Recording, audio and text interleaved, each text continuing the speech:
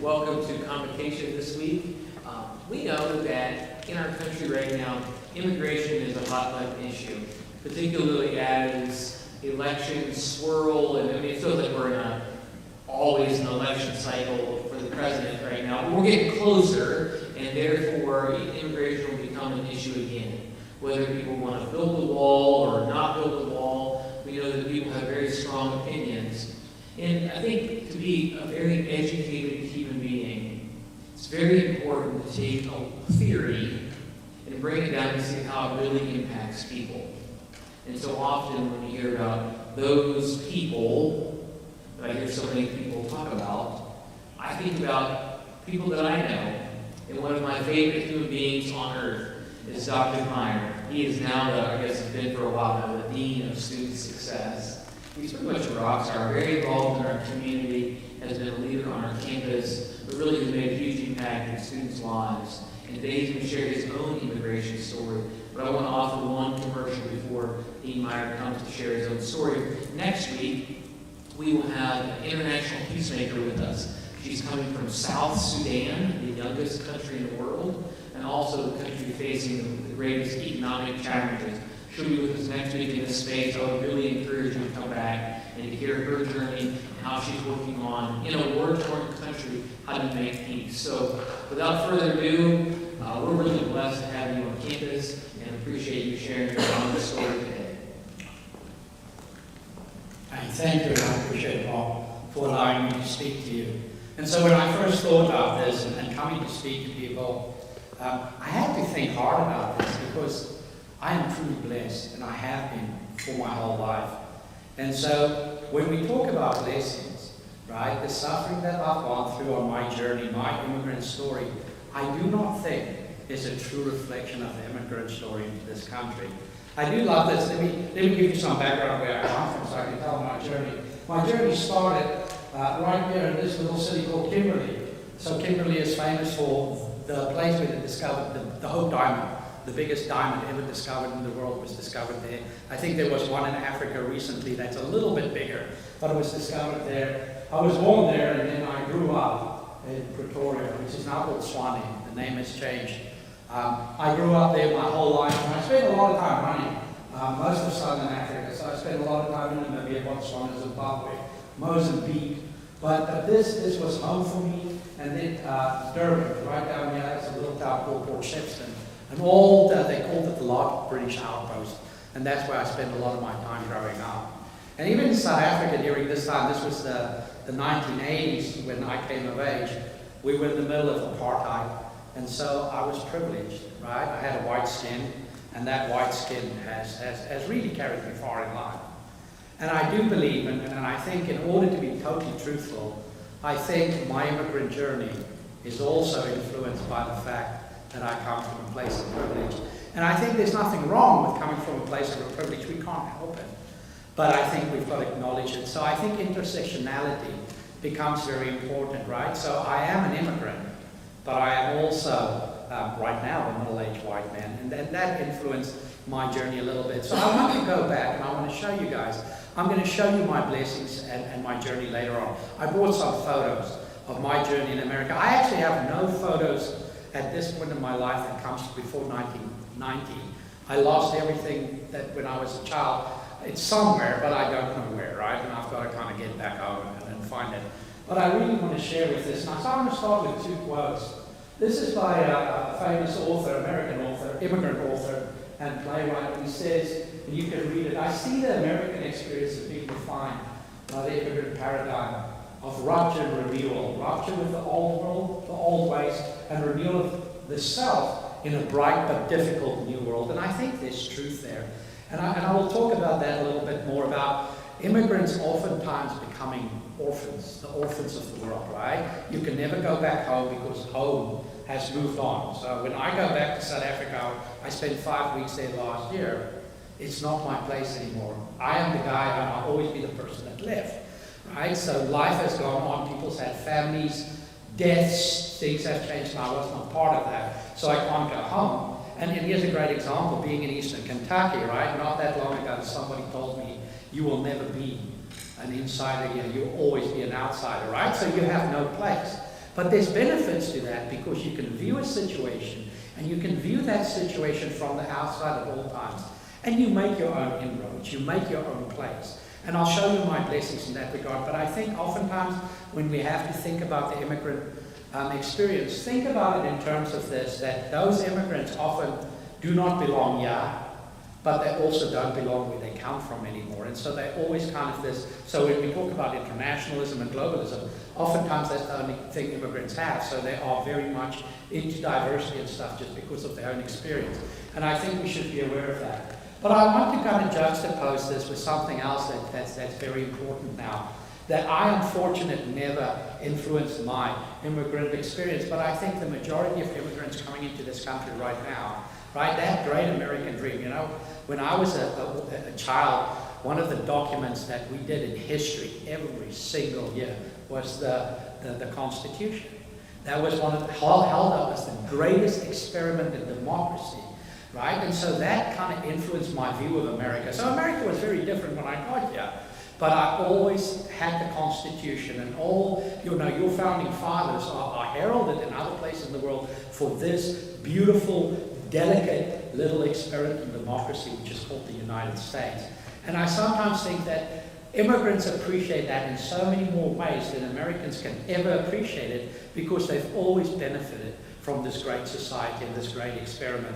But I want to juxtapose this with a recent quote by Glenn Beck. I'm not a big fan, but I really want to say this. And he said the following about immigrants. He said, 1, we are either terrorists, 2, we're escaping the law, or 3, we are hungry, and we can't make a living in our own dirtbag countries, right? And so put that in light of another recent quote by a politician in this country that said, my country is a shithole. Right, so I'm a Shatolian, so I call myself a Shatolian. That's my cultural background, and I don't mean to make light of it, but this is the experience that many immigrants have. I am not a terrorist.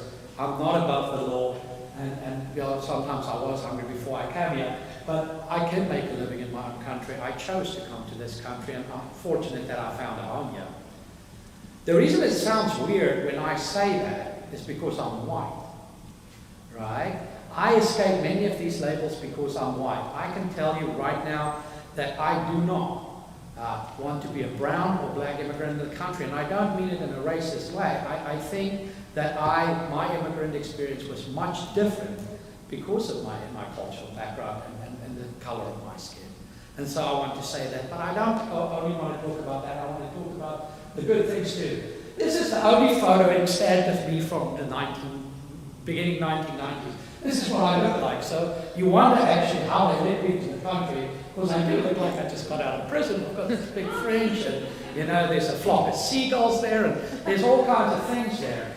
And you can see my passport was cancelled, and this passport was actually cancelled by immigration.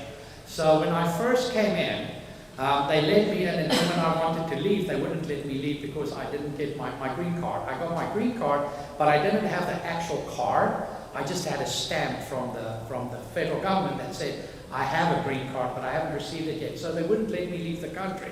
So that was my first of many, they call it being detained. I was detained by the federal government numerous times as an immigrant. Not that I ever did anything wrong, and I never had any charges, but there was always an issue with documentation, right? And it's really hard to travel. But I came in, I have another slide, we can't find it, me and Stephanie was talking about it today. When I left South Africa, I left South Africa for a variety of reasons. One of it, apartheid was coming to an end. I was a young man, I was in my very early 20s, and I just became politically aware. So growing up in South Africa, there was apartheid, and apartheid means people were separated. And so my political education came when I had to go into the military. I served in the military. It was compulsory. You had a choice. You went in the military for 2 years, or you went to jail for 6. And so most people just went into the military. The problem with the military was there was only Caucasian males between the age of 18 and 22 that was conscripted. And so part of the problem with that was that became your political education. You were very protected growing up, but as soon as you went into, they used you to actively separate people and kind of propagate right? They really believed in the idea of divide and conquer. And so there was a lot of tribalism and nepotism, and so you kept these people apart, put a bunch of young white men between them to keep them apart, and that's how you kept the country in disarray, and you kept it off balance, right? So it was my political education. When I left the military, I became involved with an organization called COSATU, which was the Congress of South African Trade Unions. And they were actively busy with a political and economic battle by what they call, well, strikes, and then also go slows. So every work in the country would just go slow and bring productivity and efficiency to a halt. And that would affect then the mining industry, which was the primary source of income and stuff. So got involved. And during this time, Nelson Mandela, the African National Congress was legalized. They were illegal. Nelson Mandela was released from prison, and the old regime, the old security police and stuff was cleaning house. They were just like, we're going to get rid of them. So people were disappearing, never to be found again. Some have never been found until today. And it was seriously, people would come to your house at night, pick you up, and you would never go home. And so through the grapevine, a friend that was in the police let me know, like, maybe it's time for you to leave a little bit. And so I sold everything out. I did it in 3 days. I quit my job. I sold everything I owned. I got on a plane to I walked into the travel agent and said, what's the cheapest flight out of this country? And I ended up in Brazil. So I just flew to Brazil. I don't know anybody in Brazil. I've never been in Brazil. I don't speak Portuguese. And all I could take out of the country, because we had a controlled funds, was $300. So I had $300 in my pocket, my house, my car, and everything. I left some of it with my family, but I just left. I abandoned it. And I left, and I ended up in Brazil. And I can remember standing on the Copacabana, this great beach, and I stood there, and I've never felt so lonely. I don't know anybody. I don't know where I'm going to go. I know I can't stay there. I only have a transit visa that's valid for 2 weeks. And so this was part of my journey. And so I stood there, and something, it's kind of like cognitive dissonance, right? On one hand, it's the loneliest I've ever been. I don't even have enough money to phone home, right? It's the loneliest I've ever been. But on this side, it's the most empowered I've ever felt, right? You know, there's an old Afrikaans song that said, when you're truly alone, it's the first time you'll ever know what power you have. And that was it. And I said, okay. I knew my wife at this point spent time in South Africa, my current wife. She lived outside of Chicago. And so I kind of went and managed to buy a ticket and got to Chicago. And phoned her and said, look, I need a place. And she said, come. And so I want to tell you about that part of my immigrant journey. So I have been amazingly blessed by the people I've met, who was prepared to bend over backwards to accommodate me and help me and empower me. And I can tell you my story is their story, and they're the unsung heroes, right? Carla's dad just passed away earlier this year, but they took me into their home, found me a job. We did it legally. Well, I worked illegally for a little bit, I've got to confess, right? But there was no choice. I worked in a factory. They were looking for factory workers. I worked in a foundry. I did gardening. I did everything to get money to pay them for this back room they gave me, which was amazing. They fed me. They looked after me. And my journey was one of education. You know, Paulo Freire, the great pedagogue, said that all teaching is a political act, and it's all about social justice. And one night I was working in a restaurant, and I was serving dinner to a gentleman there. And we had a conversation, and he said to me, he said, why aren't you in school? And I was like, I can't afford school. And he said, look, I'm a trustee of the local community college. I want you to go and see this person tomorrow, and let's see if we can help you. And I walked over, and they got me into community college, right? And so everything, I don't know if it's serendipity. Rob will call it something different. He'll call it divine intervention. But every step I've taken on my journey, there was somebody there that picked me up and took me to the new step, right? And so I got into community college and moved forward, right? So from community college, I got a full ride to a little college in central Illinois called Knox College. Full ride, right? Every penny paid for, right? And at that point, this was middle 90s. This school was $42,000 a year. They gave me a full ride, right? So, yeah, went there, I got recruited for my master's, I got recruited for my PhD. My total load for higher education was $12,000, which was nothing. I worked my butt off. I always had 3 or 4 jobs, and I worked and I made sure that I scheduled my classes right. Well, once again, I've got to tell you that it's probably not what I looked like. Well, it's what I looked like that contributed, right? I was well read, I read a lot and everything, so I've been incredibly fortunate. You know, if we take in consideration that the average debt load that came out this week and the report came out for a bachelor's degrees in this country is now sitting at $32,000, $32,900. That's the debt load for the average student that finished a bachelor's degrees in this country. It's mind-blowing, right? So go and apply for scholarship. I got a lot of scholarships. Man, I got scholarships from Ducks Unlimited to the Masons to the Rotary Club. You know, I applied. If it was a $150 scholarship, I applied for it. If it was a $300 scholarship, I applied for it. And I was fortunate. One year I got $12,000 in scholarship, and not a single one was higher than $350. And the thing about those scholarships were, they were not restricted to paying for college. You could use them to live on. And so that, at that point, me and Carla was married, and that's what we lived on. We lived on scholarships. And so my journey brought me here, and I'll show you some photos. I don't want to get too far in that, but I want to take one step back and for these students and tell you the one thing that I learned, and I preach it at every growl, I preach it in everything I teach, that I think there's three things that can make you highly successful. I think the first of that is resilience, it's relationships. I think you should cultivate relationships wherever you can, because I think it's those relationships that will carry you far. I was fortunate that people created relationships with me. You know, I think about people like Susan Johnson. She taught me social sciences in community college. And every Wednesday or Thursday, she said, why don't you and Carla come around the house? I've got some extra tomatoes. She knew we were going hungry. And when we stopped there, she's like, why don't you guys just stay for dinner?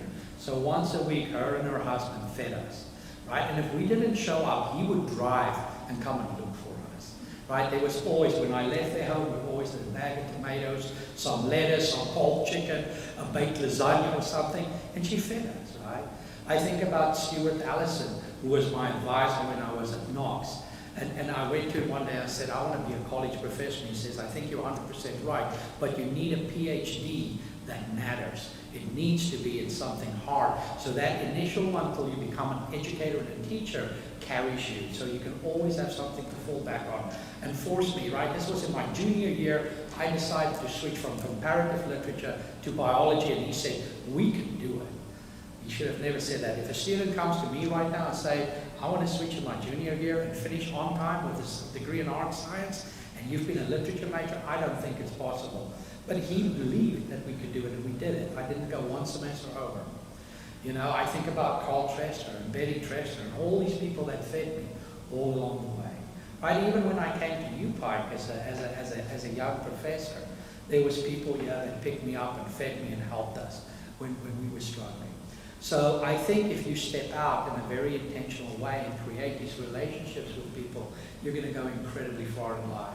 And it's as easy as this. This is to say, good morning, how you doing? That's the beginning of relationships. So relationships will carry you far. People will reach out. People are inherently good. I believe that in my soul. The second thing that we can all do with learning a little bit more of the second art, and that's resilience. We need to learn resilience. Life is hard.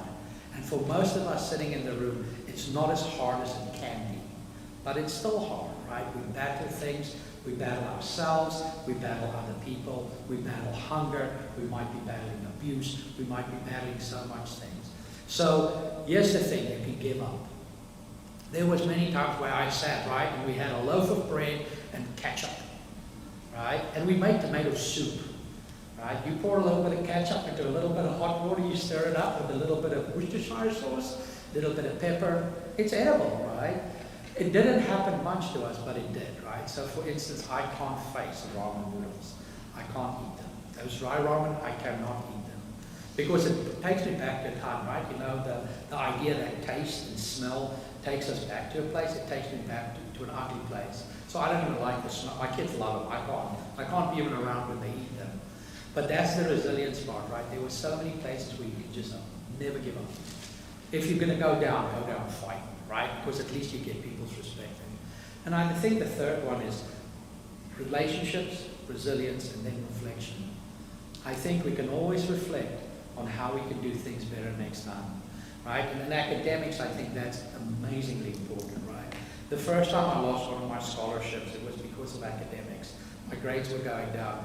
And I really reflected, right? And it's so easy to say, well, it's not my fault, it's my situation, I've been hungry, right? I'm not hungry now, you can see that, right? But at some point I was.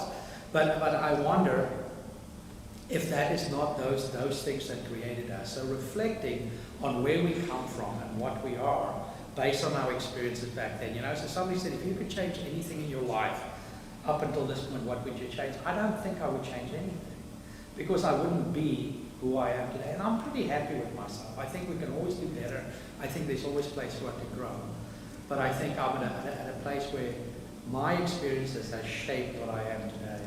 And so it's important. So for all of you, as you sit here, remember those relationships, right? And always give back. Right? We do this all the time.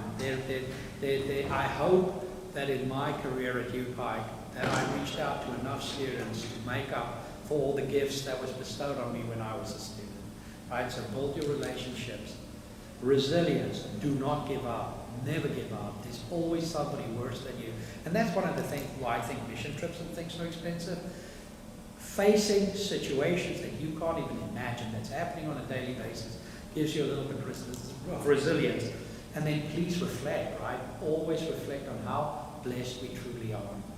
And so that's my message in short, right? And so I want to tell you, when you walk out here today, when you see a person maybe wearing a burqa, or somebody that might not be from Pikeville, they're not that hard to tell, right? Engage with them. Eat their food, right? Spend some time with them. And my secret has always been, if you can sweat with somebody, do some hard physical labor, or even mental labor, and eat a meal with them, it becomes incredibly hard to hold these images in your head that's not accepting. And so I would encourage you all, like, engage with a foreigner, right? I can be your first local foreigner if you want to, right? I mean, come and look for us immigrants, right? This is what has made this country great. And it continues to make this country great. In the end, we're all immigrants here. And I think people struggle to see that. So I've got a short message for you, but I want to take you and show you some of the photos from my journey, right? And so people know me, but they might not know all about me. So let me tell you, this is Knox College where I was. Put this photo situated for you. When I was an undergrad at Knox, Carla, my spouse, managed to write this grant. At Susan Johnson, the woman I called his house, she was really encouraging. And all of a sudden, she won from IBM $25,000 on a grant. But the grant required that we use that money to spend 1 year outside of the US. And so we got to live in New Zealand, Australia, Malaysia, Singapore, Fiji, and Southern Africa, Paris, and a bunch of other places. And this is a photo of me with my little Knox hat. And this is a wombat. So I had a baby wombat. It was very, very cool, right?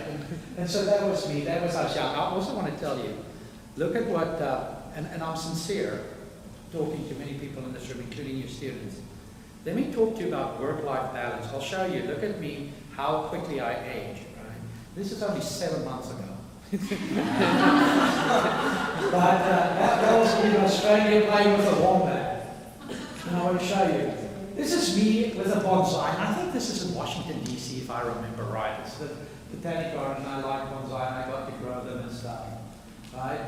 That's me. I don't know where this photo comes from, but it's one of my wife's favorite photos. So I told her I'm doing a talk today. She said you should do this. I was like, I look like, I don't know if I'm like posing. Yeah, it's beautiful, right? But yeah, and you can see my facial hair is getting more.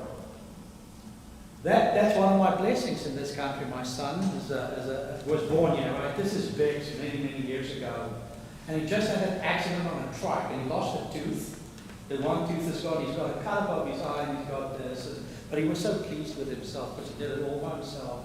Ruined it right? That's me and my beautiful spouse. I mean, you know, and maybe I don't always do it to her. Carla got me to this country, and we went hungry together and everything. I remember once she saved, and she'll kill me for telling this story. I remember once she saved money. We had a formal event coming up at the college, right? But I really needed a textbook. And she took that money and bought me a textbook. And we didn't go to this function. And I only found out about it afterwards because she was like, I'm just tired, I don't want to go to this function. But she didn't buy because she bought a textbook, right? And that's how you get to know people. Obviously, look how happy I was, right? So that's my daughter, my wife and my daughter. It's Rainier. Rainier's much bigger now. Some of you know her, right? She's like this now. But that was one of my blessings. This is me my second year at Youth Park. I look like a hippie, Rob, don't I? I got the hat on. I think it was at the Festival of Nations up in Indianapolis.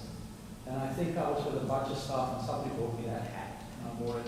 I don't know where I got the necklace. That's me and this is an important photo. Let me tell you why.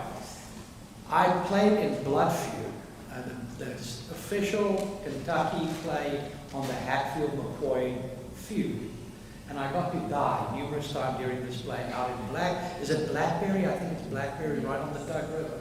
And I played 5 characters, and this was the shot that they made, and they dressed me up. I wasn't allowed to talk, because I had to have an accent, right? And I was like, I can say like a turkey, but they wouldn't let me talk at all, right? That's me and Carla again.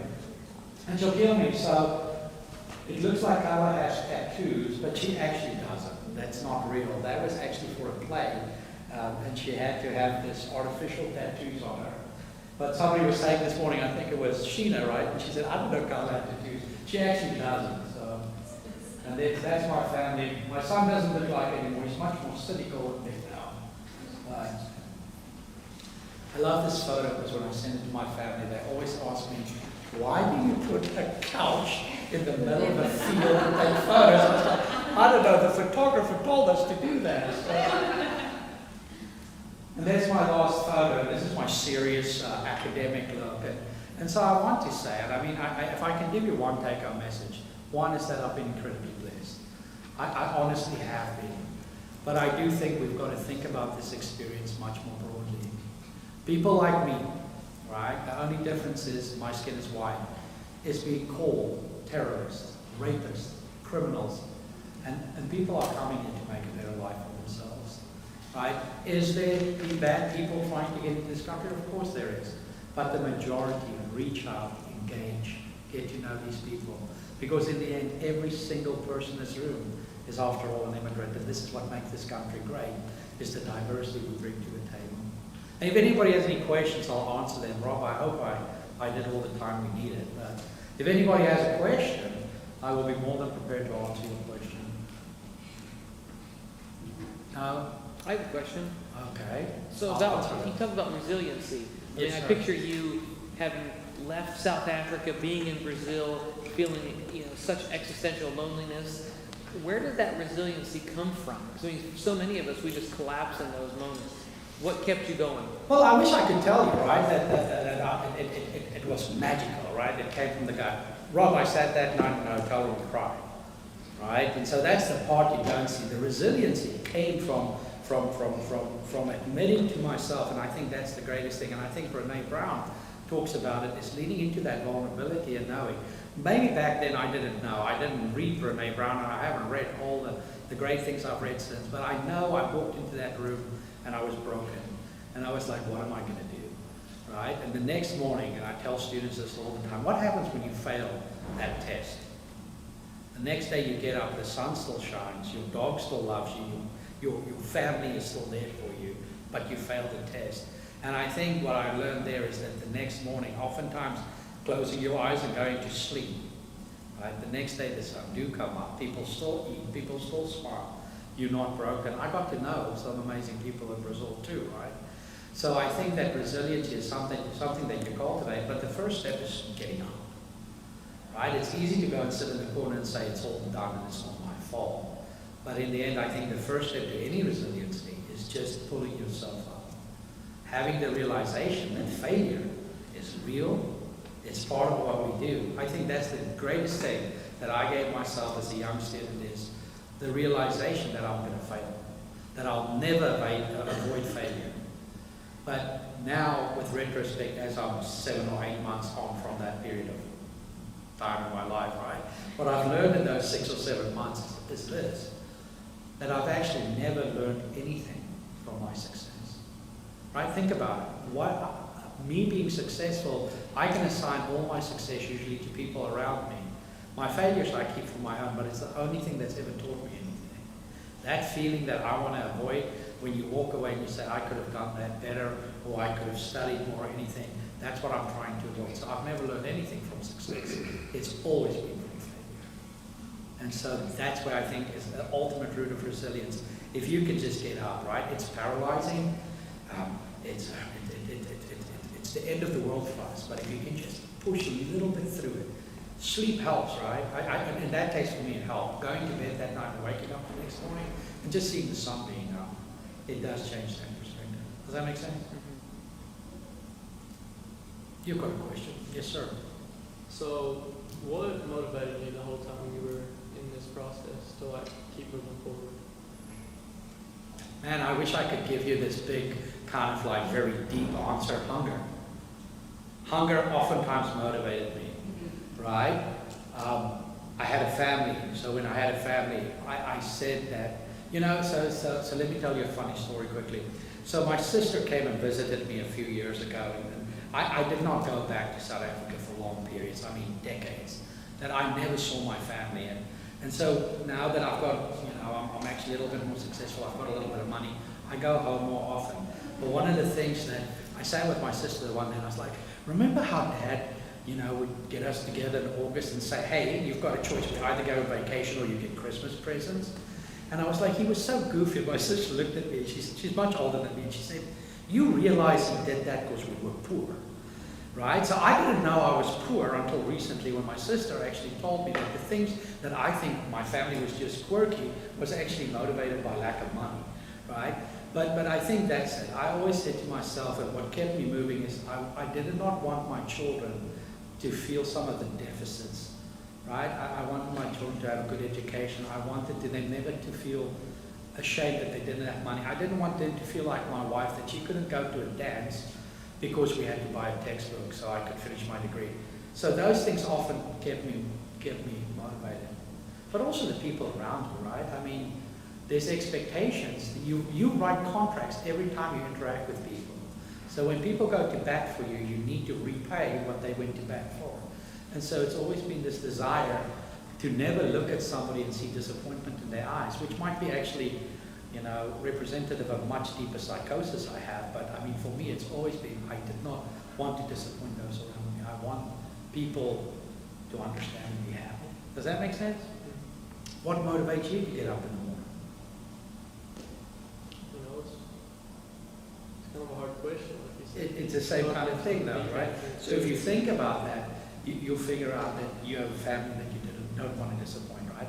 You want to make people proud of you. There's nothing better than feeling acknowledged and proud. I think those aren't bad emotions, right? Don't become a narcissist, though. That's bad. Can I answer any other questions for somebody? Well, I hope you guys can take something with you and you understand a little bit me. Like I said, I want to say that my success in everything I've done is predicated on being blessed and being surrounded by people that's amazingly loving and caring and pick you up and put you on the next step. And so pay that forward, right? In your own life, if you see that, pay that forward every day. And so thank you for this opportunity, Rob, and I hope you guys understand more. If you want to talk about intersectionality, you guys want to talk about student success in studying, feel free to come and seek me out.